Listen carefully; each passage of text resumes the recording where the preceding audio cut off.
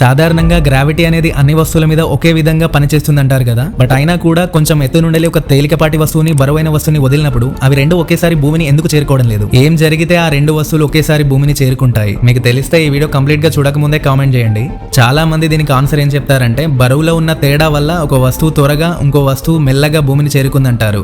కానీ అసలు కారణం అది కాదు, డ్రాగ్ ఫోర్స్. డ్రాగ్ ఫోర్స్ అంటే గాలిలో ఒక వస్తువు ప్రయాణించినప్పుడు దాని వ్యతిరేక దిశలో పనిచేసే బలాన్నే డ్రాగ్ ఫోర్స్ అంటారు. తేలికపాటి వస్తువులు ఈ డ్రాగ్ ఫోర్స్ ను తట్టుకోలేవు, అందుకే అవి మెల్లగా కింద పడతాయి. బరువైన వస్తువులు ఈ డ్రాగ్ ఫోర్స్ ని బ్రేక్ చేసి త్వరగా కింద పడతాయి. ఈ డ్రాగ్ ఫోర్స్ అనేది లేకపోతే గ్రావిటీ వల్ల రెండు వస్తువులు ఒకేసారి భూమిని చేరుకుంటాయి. దీన్ని నాసా 1971 లో సైంటిఫిక్ గా రుజువు చేసింది. అప్పుడు డేవిడ్ స్కాట్ అనే ఆస్ట్రోనాట్ ఒక పక్షిరేఖ మరియు హ్యామర్ ని ఒకేసారి చంద్రుడిపై వదిలాడు. అవి రెండు ఒకేసారి కింద పడ్డాయి, ఎందుకంటే అక్కడ గాలి లేదు, డ్రాగ్ ఫోర్స్ అనేది లేదు. అందుకే అవి రెండు ఒకేసారి కింద పడ్డాయి.